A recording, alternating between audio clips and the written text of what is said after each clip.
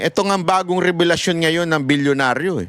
Iniimbestigahan na ngayon ng ng bilyonaryo. Dapat tingnan din natin yung mga ganire. Oh, ito. Panoorin natin to. Oh. Tila mas lumulutang pa ang kaugnayan ni dating Congressman Sam Versosa sa Maserati na lumabas sa expose video ni Saldico. Alamin kung bakit sa exclusive agenda report ni Joash Malimban. Iniimbestigahan na ng Bureau of Customs ang luxury car na nahagip sa umano'y expose video ni resigned Congressman Zaldico. Kasunod yan ng ulat ng Billionaire News Channel kung saan natukoy ng aming team ang official documents ng nasabing sasakyan. Sold and registered ito sa Socali Trading mula December 18, 2024 mula sa importer na Brilliance Auto Corporation. Matatanda ang inilahad namin sa unang bahagi ng aming ulat na na-trace ang registered address ng Socali Trading sa building mismo. Socali Trading, okay? Tandaan natin linawin natin. Para lang malinaw. Noy expose video ni resigned Congressman Zaldico. Kasunod yan ng ulat ng Billionaire News Channel kung saan natukoy ng aming team ang official documents ng nasabing sasakyan. Yan. Sold and registered ito sa Socali Trading mula December. Sold. Sabihin, binenta doon sa Socali Trading. Ibinenta doon sa Socali Trading. Sold and registered. Ibig sabihin, nakarehistro sa Socali Trading yung Maserati. Na naandoon sa loob na kung saan nag-deliver si Zaldico ng mali-maletang pera. Bilyon. Nandun yung registration na silip ng bilyonaryo. Socali Trading. December 18, 2024 mula sa importer na Brilliance Auto Corporation. Ang importer ay Brilliance. Tandaan na lang natin Brilliance Incorporation, BI. Yan ang importer, BI, Brilliance. At ang bumili, Socali. Ibig sabihin, ang nag-import, Brilliance, ibinenta sa Socali o doon nakapangalan, doon nakarehistro. Matatanda ang inilahad namin sa unang bahagi ng aming ulat na na-trace ang registered address ng Socali Trading sa building mismo ng networking company na Front Row. So, nasa building ng Front Row yung Socali. Okay? So, yung Socali Trading, yung bumili nung kotse na katabi ang mali-malitang pera, ang bumili nun, o yung pagmemay-ari ng kotse na yun, ay ang address ay Front Row na alam naman natin kay Sam Versosa. Okay? So alam natin yan, siya ang pinuno ng Front Row. Ibig sabihin, ganito yan, para mas may paliwanag natin ng husto.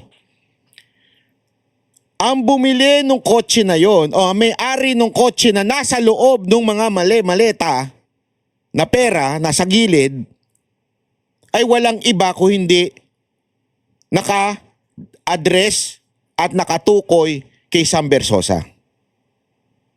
So parang ang tinatanong ngayon ng bilyonaryo, kotse mo ba yan? Kasi nakarehistro sa inyo yan. Sa address ninyo. Again, hindi pa sumasagot si Sam Versosa at this moment. Yan ang sabi ng bilyonaryo. Pero yan ang tinatanong ng bilyonaryo.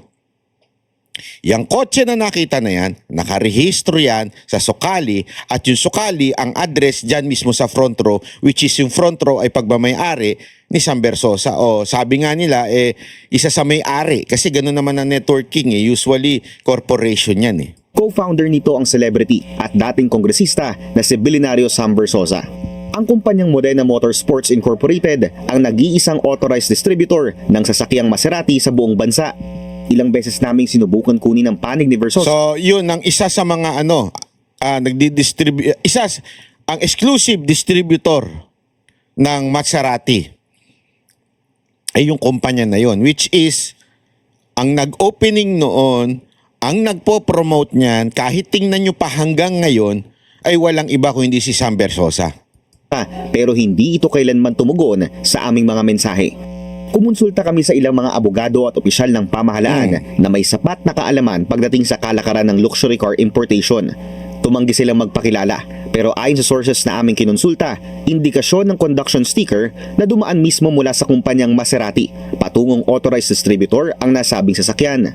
Muling nakakuha ang So, yung nag-i-import, sinasabi dito sa dokumento na to at nakausap nila, ay sure na naimbenta doon sa tao kasi meron na ngang conduction sticker. Rehistrado na ika nga. News Channel ng ilan pang transaction documents.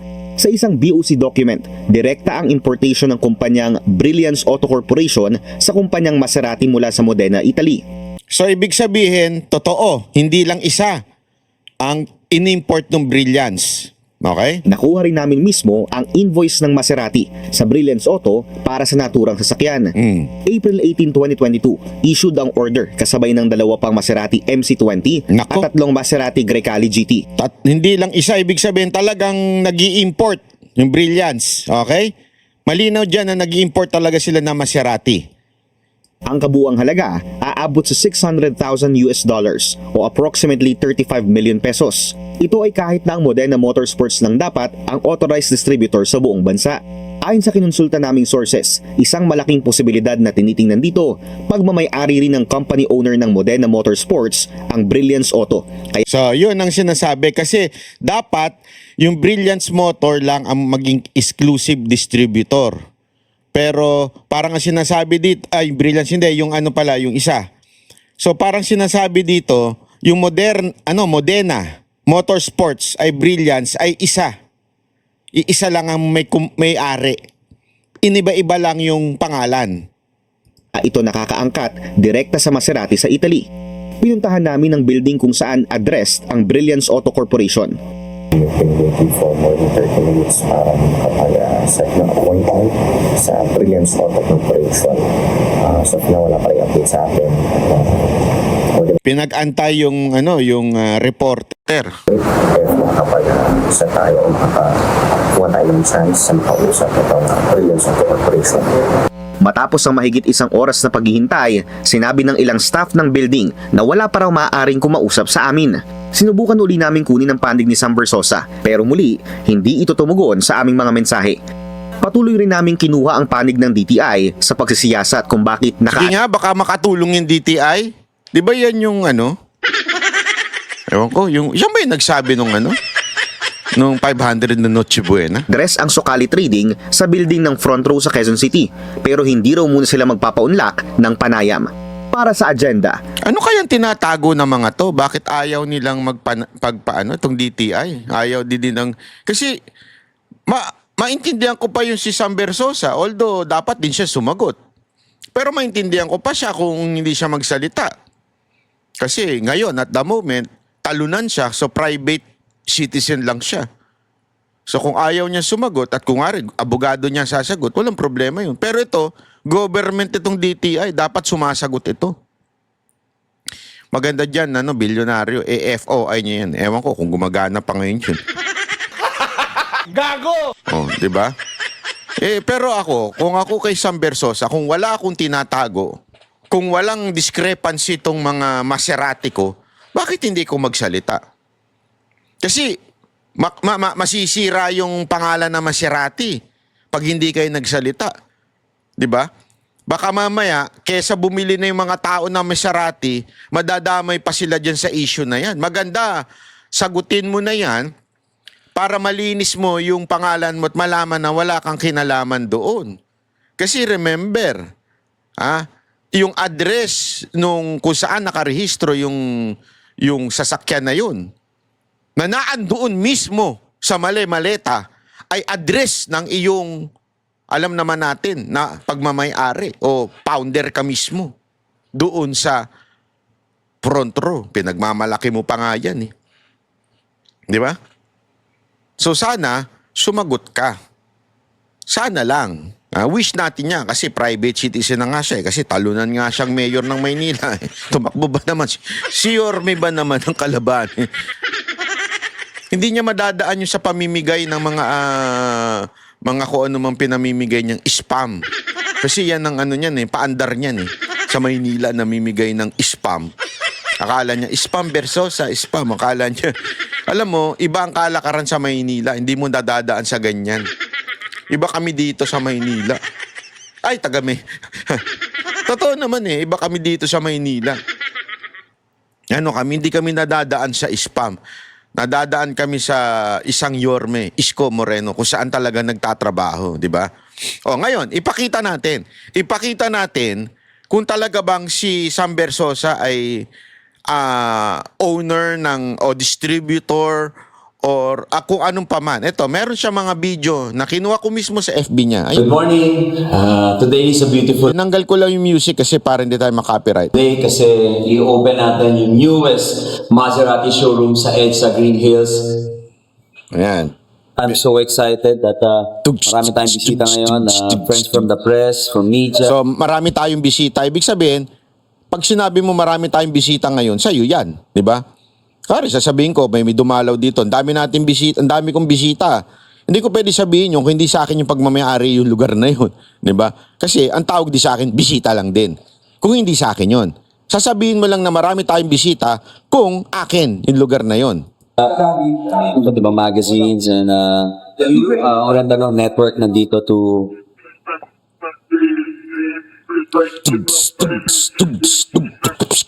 So we just finished discussing kung paano Ako na lang yung music i-reveal yung car. This car will be the first 100% fully electric car from Maserati. So it will go from 0 to 100 in Bakit siya may kwintas na sasakaliwa? Akala niya quit siya dun. Hindi ito wala namang pagpuna. Pagpuna, ako, kanya-kanyang preference naman yan. Pero, paano naging cute yan? Hindi kasi, di ba, hindi ka naman magsusuot ng isang, alam mong hindi ka cute, di ba? Alam mo, magsuot ka ng pangit. Kaya ka nga naglalagay ng kung ano-ano sa katawan mo. Nagsusuot nito kasi, ay maganda to, baganda to. Ay, pogi ako dito, okay to. Mag-i-improve yung itsura ko dito. Di ba? Kaya mo nga susutin eh. Pero bakit yun? Anong style yan? Si Prince ba yan? Kailan si Prince? 2.7 seconds. Abangan ninyo. Oh, galing. Oh, palakpakan.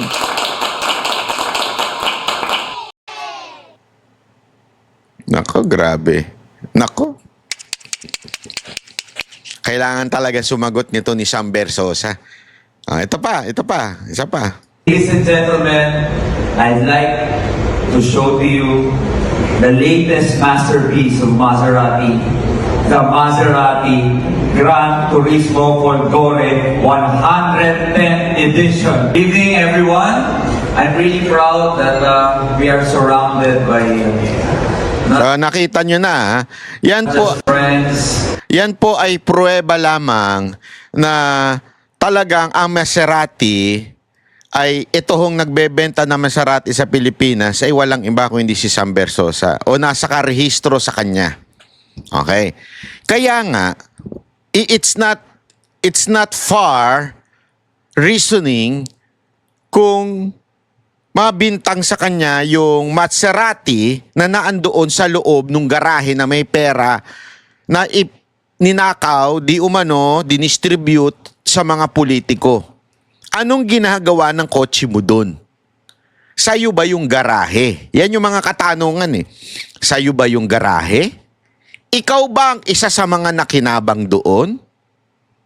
Ikaw ba ang nagdi-distribute noon?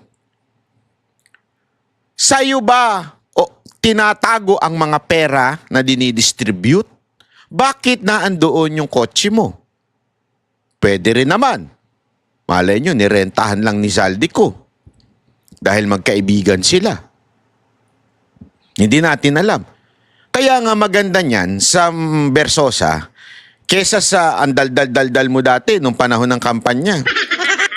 Ang tindi ng paninira mo kay Yorme Isko Moreno.